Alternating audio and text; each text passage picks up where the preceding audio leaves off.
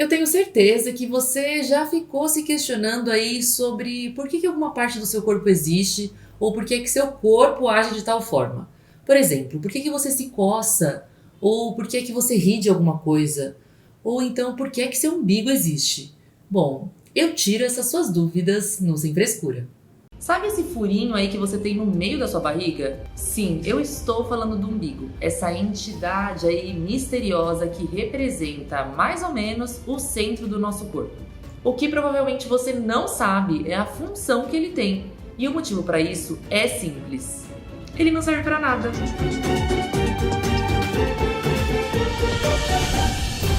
Se você tá vendo aí esse vídeo da sua casinha, quer dizer que você já saiu da barriga da sua mãe, certo?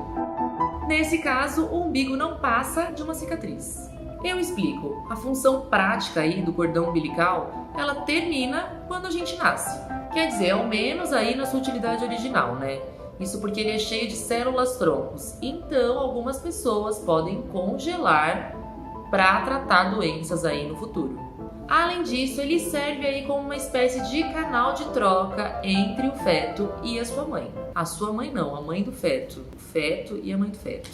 Por ele correm 3 vasos sanguíneos, sendo 2 artérias e uma veia. E é por elas que passam tudo de mais maravilhoso para o feto. Elas permitem que ele receba anticorpos, tenha o seu sangue oxigenado, seja nutrido e entre outras coisinhas mais que fazem com que o feto sobreviva aí no útero da mãe. Mas depois do nascimento, esse cordão é cortado a cerca de 2 ou 3 centímetros da barriga do bebê, formando o que chamamos de coto umbilical. Gente, será que é daí que vem a palavra cotoquinho? Alguém fala cotoquinho? Enfim, tô viajando. Aqui pensando nisso. Uma vez que o bebê cresce, esse coto vai sendo recoberto pela pele do abdômen, formando esse buraquinho aí que a gente tem no meio do corpo. É esse processo que determina o formato final do umbigo e que vai mudar aí de pessoa para pessoa. Mas há casos em que essa cicatrização aí não rola da melhor forma possível e acaba infeccionando, gerando o que os médicos chamam de onfalite, que é quando o recém-nascido fica com o umbigo saltado aí por muito tempo depois do nascimento. Nesse caso aí, se a hérnia estiver causando dor, o melhor a se fazer é uma cirurgia para correção do problema. O motivo para isso é que, dependendo da situação, o intestino pode acabar preso na hérnia, o que pode atrapalhar aí a circulação intestinal. Muito assustador. Mas considerando aí que tudo ocorra normalmente, o umbigo não vai passar de uma bela cicatriz. Bela. Não.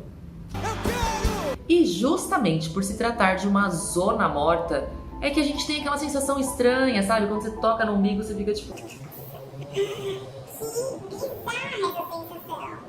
Ele não é tipo nada do seu corpo, não é tipo nada, não serve pra nada, tá lá. Como você viu, não tem uma ligação aí entre o umbigo e os órgãos internos, então ele realmente não serve para nada. O único cuidado que a região demanda aí depois que a gente cresce é obviamente uma limpeza como qualquer área do seu corpinho. Isso pode ser feito no banho ou, no caso de pessoas que têm um umbiguinho aí um pouco mais profundo, com o uso de cotonete com água e sabão. Fora isso, não há doenças relacionadas aí com o nosso umbiguinho. Então, ao longo da sua vida, no máximo ele vai servir como um ponto de referência. Quantas vezes você já se coçou hoje? Difícil lembrar, né? Mas, segundo estudos, o ser humano ele pode se coçar até 100 vezes em um único dia. Assustador, né?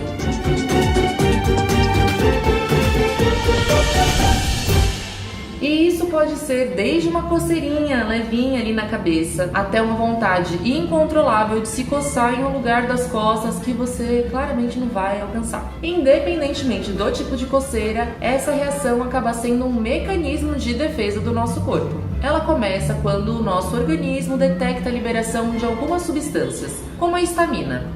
Quando percebido aí pelas nossas terminações nervosas, esse estímulo inflamatório faz a gente se coçar. A ideia ao fazer isso é que o corpo se livre aí do agente que está causando irritação. E há algumas situações que desencadeiam as coceiras. Uma delas é o ressecamento da pele, tão comum no inverno, já que a gente toma aquele banho quentão e aí retira a nossa camada de gordura protetora, fazendo a pele ficar hiper seca e causando coceira. Também são causas comuns as reações da pele a determinadas situações, como picada de inseto, contato com alguns tecidos ou produtos químicos, cosméticos, pelo de gato, na verdade pelo de qualquer animal. E na lista aí de causas comuns da coceira estão a alergia a medicamentos, algumas doenças sistêmicas como insuficiência renal ou hepática, infecções e deficiência de nutrientes. E como não poderia deixar de ser, não é mesmo? Há coceiras que têm origem aí psicogênicas, que são as causadas por transtornos mentais, como o estresse, depressão, ansiedade e por aí vai. De qualquer forma, pela coceira justamente ser uma reação de defesa do corpo, ela é muito difícil de ser ignorada. Ou melhor, eu diria impossível. Outro motivo para isso é que ao se coçar, é liberado um neurotransmissor já conhecido por vocês, a serotonina. É ela que dá aquela sensação de bem-estar e felicidade. E isso explica porque se coçar é tão gostoso e tão difícil de parar. E uma coisa curiosa envolvendo as coceiras é que elas são contagiosas. É um mecanismo parecido aí com o do bocejo. Quando você nota alguém se coçando na rua, uma área do seu cérebro é ativada, chamada núcleo supraquiasmático. E mesmo que os cientistas ainda não sabem explicar exatamente por que, essa área aí, quando ativada, desencadeia a vontade de se coçar. E só vale prestar atenção em uma coisa. Eu sei que se coçar é gostoso, dá prazer, é maravilhoso. Mas assim, ficar lá muito tempo em uma área só pode causar uma lesão, né? Então vai com calma. E outra coisa, se a coceira for contínua, não preciso nem dizer que o ideal é procurar um especialista em dermatologia para entender a causa e saber o melhor tratamento para isso. Quando foi a última vez que você deu aquela gargalhada? Pois bem, rir é um comportamento tipicamente humano e, de forma geral, nada mais é do que uma representação física de uma emoção.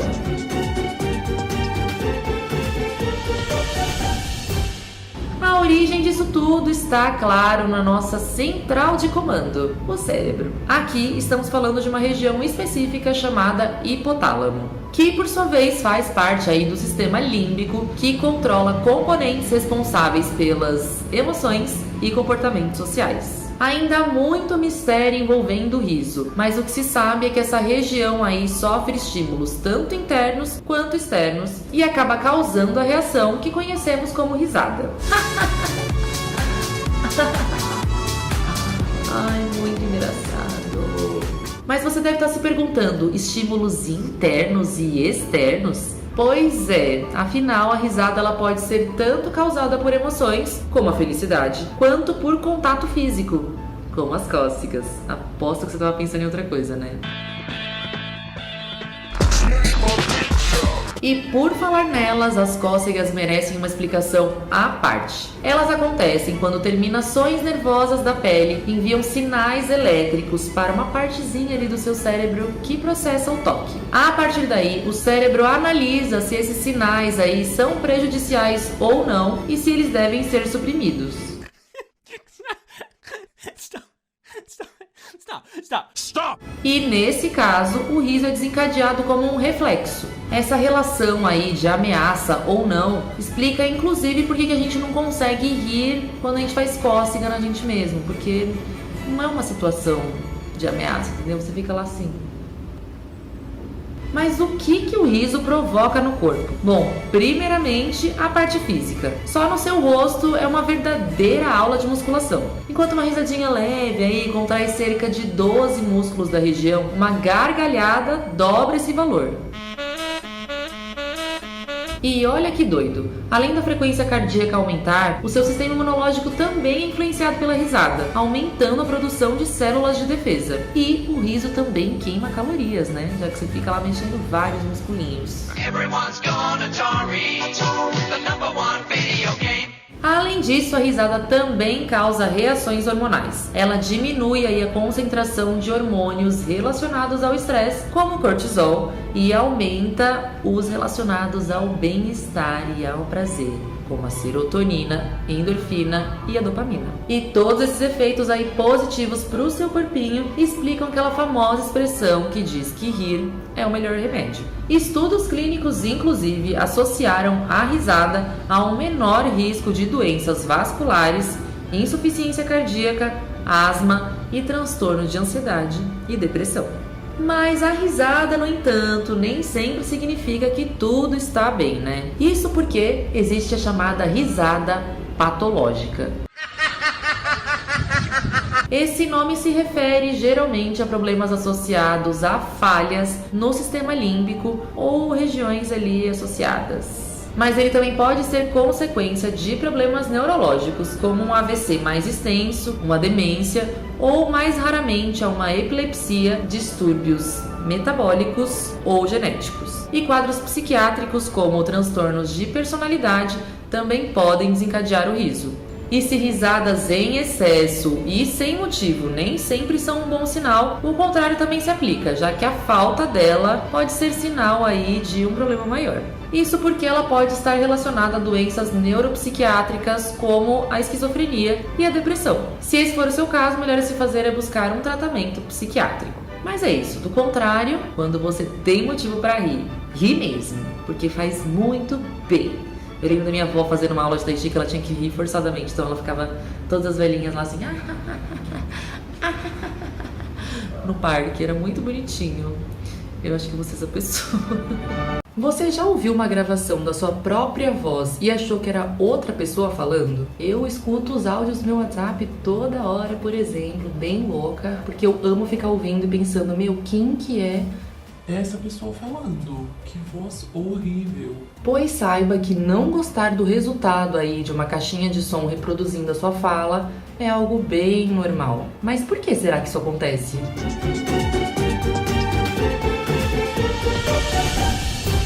Bem, isso acontece, na verdade, porque a gente não ouve a nossa própria voz enquanto a gente fala.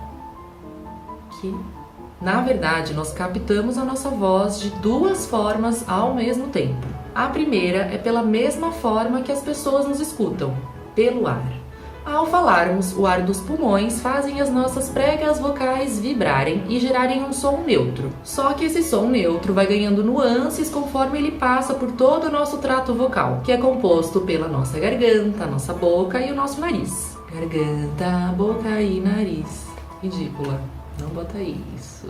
Isso explicaria, por exemplo, porque os homens e as mulheres têm vozes com tons diferentes. Como as mulheres costumam ter uma estrutura corporal um pouco menor do que a dos homens, as cordas vocais delas também são mais finas e longas, o que dá o tom agudo nas vozes. Big boobs. Uma vez que emitimos o som pela boca, a gente capta ele pelo ouvido e forma uma das camadas de voz que nós ouvimos. Já a segunda camada de voz vem da vibração interna da nossa cabeça. E essa provavelmente é a principal razão que faz com que a nossa voz seja mais agradável quando ouvimos diretamente. Isso porque a nossa cabeça funciona como uma caixa acústica. E ela acaba filtrando algumas frequências da voz, especialmente as mais agudas. E mais chatinhas de ouvir. Dessa forma, o som passa por uma espécie de tratamento que deixa ele mais grosso e aveludado. E é possível, inclusive, ouvir essa camada de voz quase que totalmente isolada. Para isso, basta falar enquanto você fecha seus ouvidos. É só imitar Mariah Carey, sabe? Fazendo Tente fazer isso e você vai perceber a diferença de quando você escuta a sua própria voz com os seus ouvidos abertos. Mas infelizmente, os dispositivos gravadores e os telefones não captam a nossa voz com esse tratamento. Sendo assim, não adianta reclamar, a sua voz é a que você escuta, né, nas gravações. E é bom se acostumar, viu? Porque por mais que a sua voz mude um pouquinho com o passar do tempo, ela nunca vai ser tão agradável quanto a que você mesmo escuta. Você é do tipo que já acha que tá doente só porque o seu nariz está escorrendo? Olha, é normal ter esse tipo de dúvida, até porque a gente sempre associa essa meleca aí saindo do nariz com algumas doenças, como a gripe, a sinusite e outras coisinhas mais.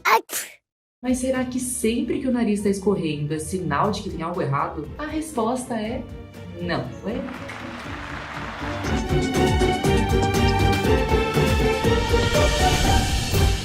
E aqui eu tenho uma informação que eu confesso me surpreendeu quando eu fiquei sabendo. O corpo é capaz de produzir de 1 a 2 litros de muco por dia. Gente, é tipo uma jarra, tipo muito nojento. Mas por mais nojenta que seja, essa secreção é do bem.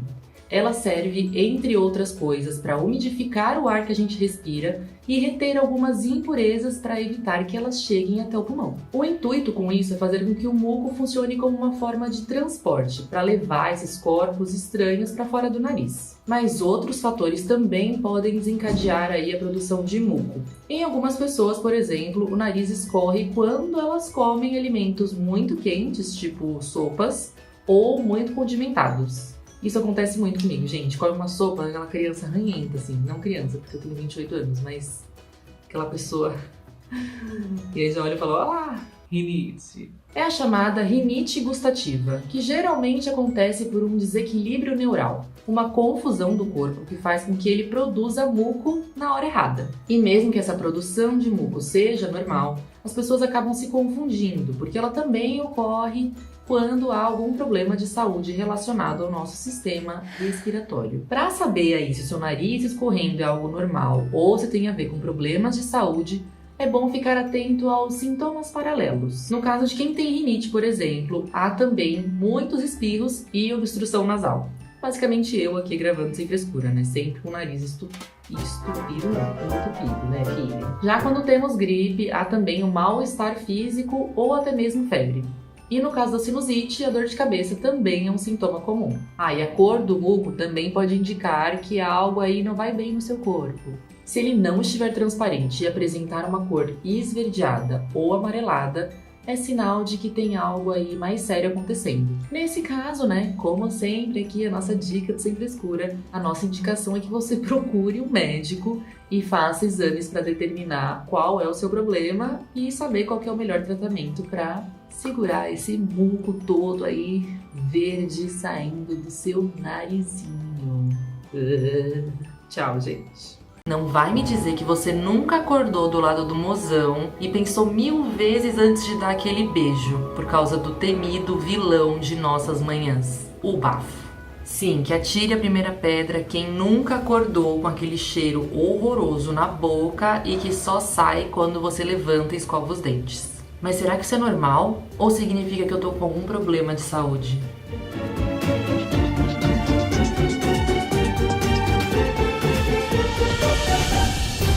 Bem, vamos começar pela boa notícia. Sim, acordar com mau hálito é perfeitamente normal e tem a ver com um fluxo menor de saliva, que acontece quando a gente está em jejum prolongado, como quando a gente está dormindo. Sem a saliva, os restos de comida que se acumulam nos seus dentes e na sua língua começam a fermentar e liberam sulfeto de hidrogênio, o que causa o mau hálito, o que causa o mau cheiro, o que causa o fedor. Isso fica ainda pior em pessoas que têm problemas de respiração e dormem com a boca aberta, o que seca ainda mais a região. E claro, fica mais fedida. Como eu expliquei, geralmente uma boa escovação já resolve o problema, mas é bom ficar de olho se ele persiste durante o dia. A halitose ou o mau hálito acomete 50%.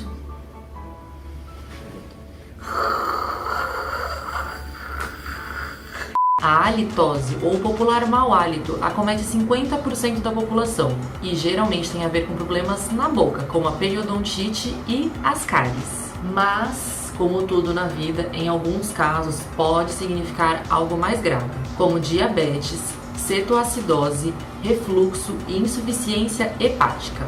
Em todos esses casos, incluindo problemas de respiração durante a noite, vale procurar um médico. Mas se o caso não aparenta ser sério, eu tenho algumas dicas que podem ajudar a diminuir esse mau hálito matutino.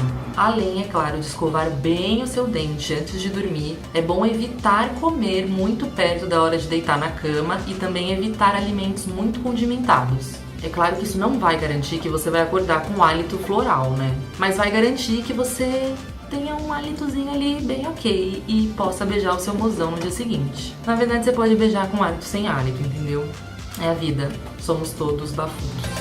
Sabe quando a gente vai no banheiro fazer o número 2 e depois do serviço você olha na privada e tem um grão inteiro de milho no seu cocô? Pois é, a primeira vez que eu vi isso eu achei meio esquisito. Eu tinha 4 anos, fiquei traumatizada e minha mãe me contou. Eu até conheço gente que pensa que, já que o milho sai inteiro nas fezes, nem vale a pena comer esse alimento. Bom, se isso já aconteceu com você, a boa notícia é que não há nada com que se preocupar.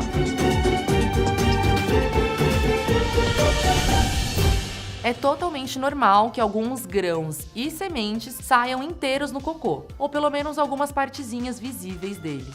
Isso acontece porque a gente não tem uma enzima chamada celulase, ela que ajudaria a digerir a celulose presente nas fibras vegetais. Esse é o principal motivo de a gente ver alguns grãos de ervilha ou de milho nas fezes. Ah, mas isso não quer dizer que esses alimentos são inúteis não, viu? O que a gente vê lá nas fezes geralmente é só a casca deles. A parte interna deles, que é onde estão os nutrientes, o nosso corpo consegue sim digerir. Ah, e essas cascas eliminadas também não são completamente inúteis não, viu? Elas também ajudam a dar consistência pro seu cocô, além de equilibrar o colesterol e dar saciedade. Mas vale prestar atenção em algumas coisas. Se você vê muitas cascas, significa que você não está mastigando direito. É o caso, portanto, de rever alguns hábitos. De qualquer forma, é bom que você dê uma bela olhadela na sua obra de arte de vez em quando. Não é nada nojento não, viu? Isso porque o seu cocô pode indicar alguns problemas que podem estar rolando com a sua saúde. Alterações na consistência, no formato ou na cor pode indicar doenças que vão desde o intestino irritado até câncer. E aí, caso você perceba que seu cocô já não é mais o mesmo e que essa alteração tá durando mais tempo que o normal, é melhor procurar um médico. Mas come milho sim! Todo mundo já acordou com aquela meleca no canto do olho depois de puxar 15 horas de ronco, não é? Se você já acordou com o olho grudado, sabe do que a gente tá falando. Sim, a remela. Mas afinal, por que a gente tem isso? Do que a remela é feita? Será que é alguma doença? Segura a periquita, a gente vai te explicar. A remela nada mais é do que uma lágrima em estado sólido. Ah, então quer dizer que a gente chora até dormindo. Sofrência até a noite, gente. Calma. Segura.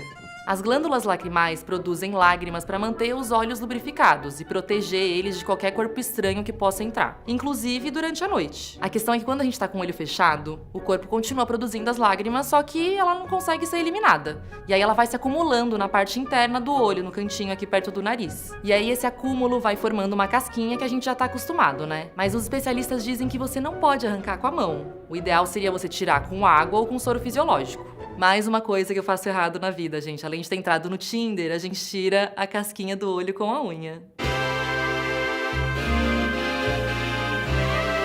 O problema com a remela é quando ela começa a sair em excesso, e aí pode ser sinal de doença. Se a sua remela estiver esverdeada, amarelada e em grandes quantidades, é melhor procurar um oftalmologista. Outros sintomas que podem mostrar que seu olho pode estar doente é ardência, coceira, sensação de olho seco. Isso pode ser tanto conjuntivite quanto blefarite, que é uma espécie de infecção nas pálpebras. Mas se você não apresenta nenhum desses sintomas, fica tranquilo que ter remela é completamente normal.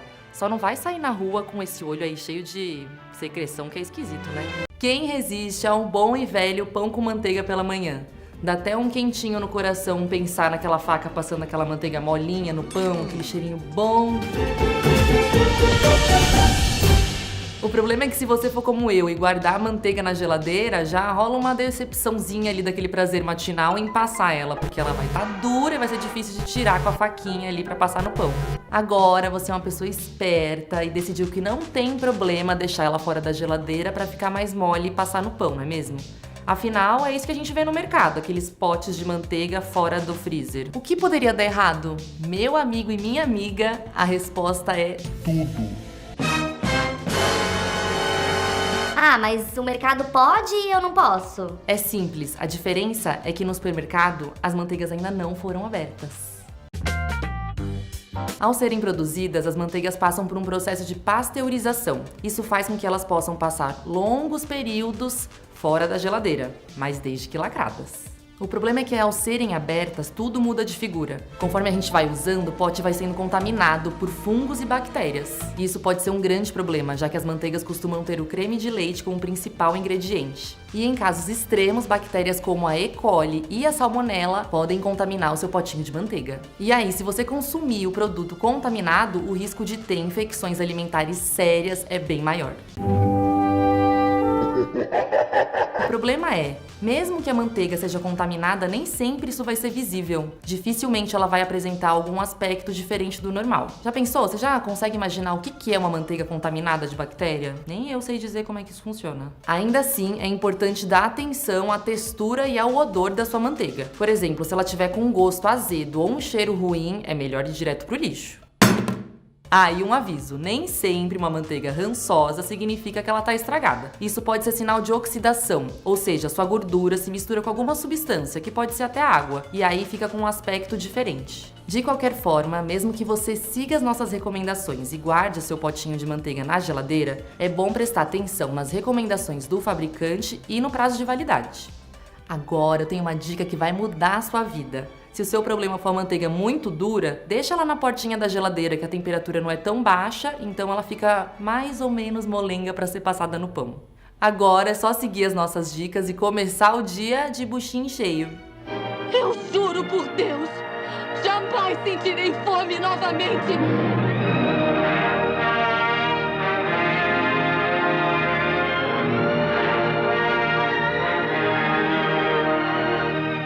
Alguém já deve ter dito pra você que usar hastes de algodão pra limpar o seu ouvido não é lá muito correto, né? Mas então, qual que é a melhor forma de tirar a cera do seu ouvido?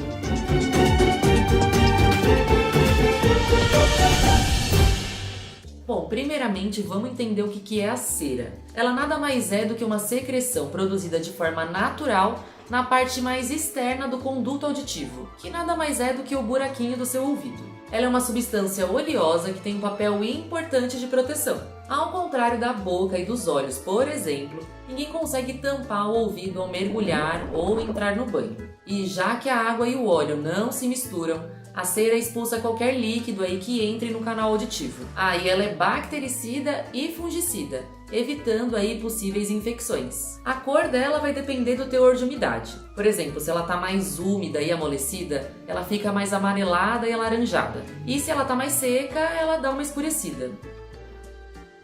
E ela também costuma não ter cheiro. Se alguém te disser que tá vindo um cheiro estranho aí do seu ouvido, provavelmente quer dizer que rola um acúmulo muito grande de cera, o que não necessariamente significa uma doença. Mas se alguém te disser que o cheiro tá podre, é melhor você procurar um médico, porque isso é sinal de infecção. Outros sintomas de que algo não vai bem aí no seu ouvido é sentir dor, não ouvir direito ou ouvir até um zumbido de vez em quando. Nesses casos, vale uma visita rápida ao médico aí, já que algumas doenças auriculares necessitam de atenção urgente.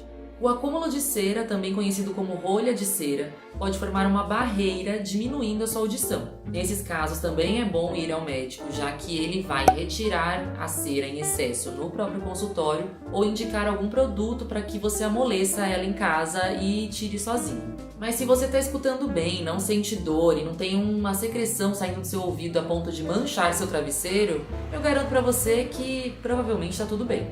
Eu garanto que provavelmente... A princípio tá tudo bem. Não é indicado aí tirar a cera do ouvido por conta própria, porque isso pode fazer mal pro seu tímpano e também porque a cera não é sujeira, né? A própria renovação celular do seu ouvido vai expulsando as células mortas e tirando o excesso de cera naturalmente. Quando a gente tenta limpar a cera com as hastes de algodão... Gente, eu não consigo falar hastes. Quando a gente tenta limpar com as hastes de algodão, aparelhos especializados ou métodos mais criativos, a única parcela de cera que sai é a que gruda no instrumento de limpeza. O tucar lá dentro vai empurrando a cera para a parte mais funda ali do canal, que é justamente o lugar onde seu corpo não consegue expulsar a cera naturalmente. E aí começam os problemas. Dá até pra você usar uma toalhinha ali na parte externa do ouvido, tipo só fazer um tchuc-tchuc-tchuc e tirar o excesso de cera. Mas na verdade a forma mais eficiente de você limpar o seu ouvido é não limpá-lo. e deixar com que ele faça o seu trabalho do jeito que a natureza pensou. Além do que, é anatomicamente impossível você enxergar direito a limpeza que você está fazendo ali no seu ouvido. Mais um motivo para você deixar essa ideia de lado. Qual?